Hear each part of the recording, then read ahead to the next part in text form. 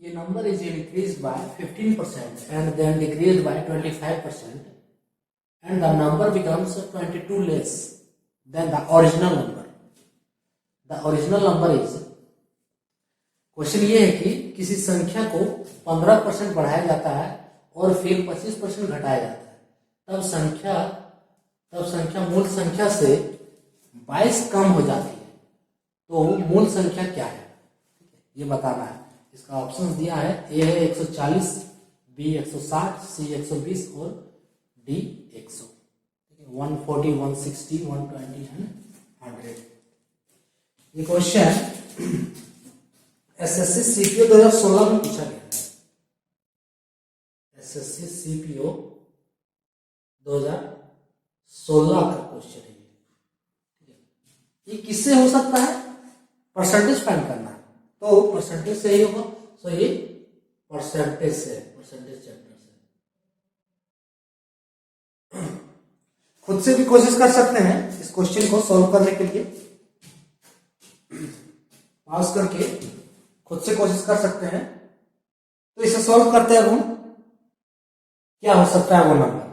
सबसे पहले वो नंबर हम मान लेते हैं x। माना कि let the number be x। अब ध्यान से देखना कि कुछ यहां पर बोला गया है, किसी संख्या को 15% बढ़ाया जाता है। ये number is increase by 15%, then decrease by 25%। ठीक है, तो पहले नंबर को क्या किया जा रहा है? 15% बढ़ाया जा रहा है। सो हम x का 15% बढ़ाते हैं,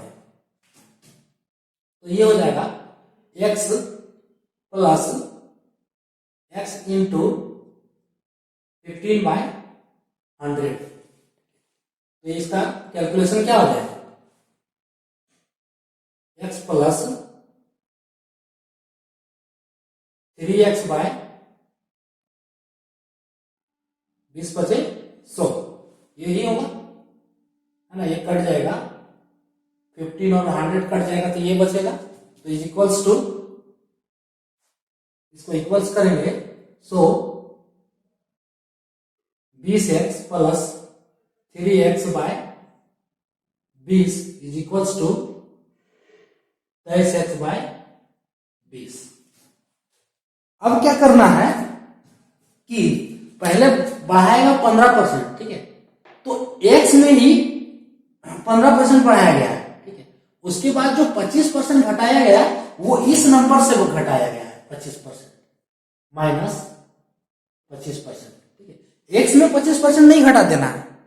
यहाँ पे मिसकंसेप्शन होता है बहुत स्टूडेंट का कि x में ही फिर 25% घटा देते हैं, तो ये नहीं करना है। ये 15% बढ़ाया तो नंबर हो गया 23x बाय 20। अब इसमें क्या किया है? 25% घटाया, तो नंबर जो मूल संख्या आया है वो 22 से कम हुआ है। तो इसका अब इक्वेशन बनाते हैं, तो इस नंबर में 25% घटाना है। सो ये हो जाएगा,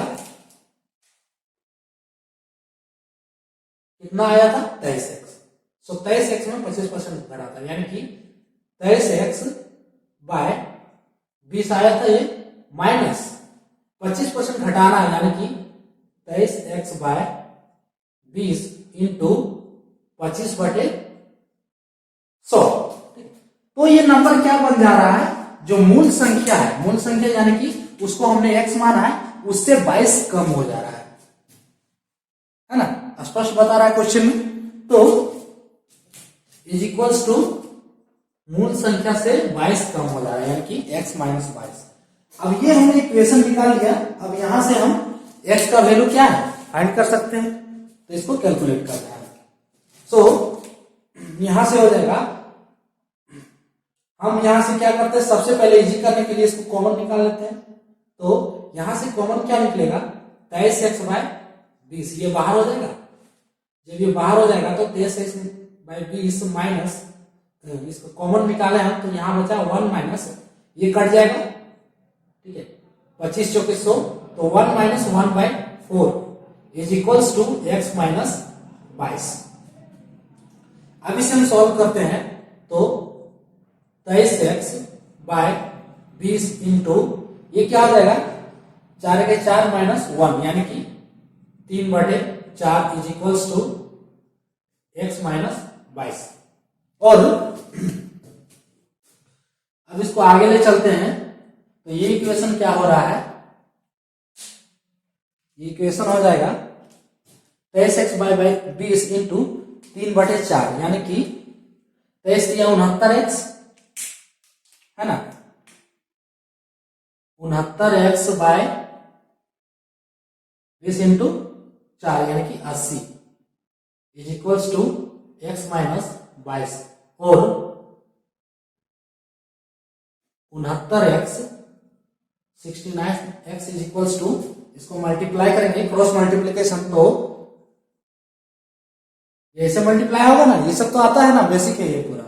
सो 80x माइनस फिर 80 से 22 यानी कि 80 इंटू 22 ये होगी।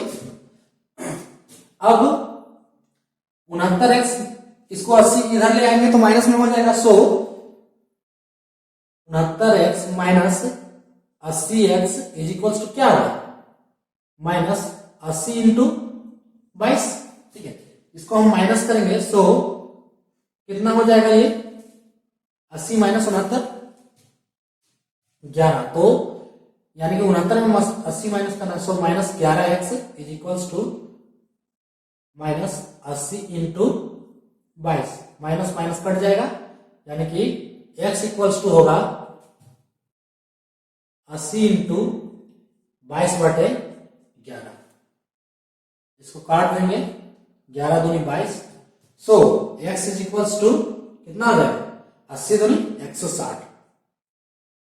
यानी कि x का जो वैल्यू फाइंड हुआ वो कितना आया, वो मूल संख्या क्या है 160 है। 160 ऑप्शन में है, देख सकते हैं, ऑप्शन बी है। इसका करेक्ट आंसर क्या आ जाएगा, ऑप्शन बी है ना। जो मूल संख्या है जो कि 22 से कम है वो कौन सा संख्या है, 160। A number is increased by 15% and then decreased by 25% and the number becomes 22 less than the original number. The original number is, तो इसका ओरिजिनल नंबर फाइंड हुआ 160। वो मूल संख्या कितना फाइंड किया हमने 160। तो इसका आंसर हो जाएगा ऑप्शन बी 160। सो ये था आज का क्वेश्चन। थैंक्स।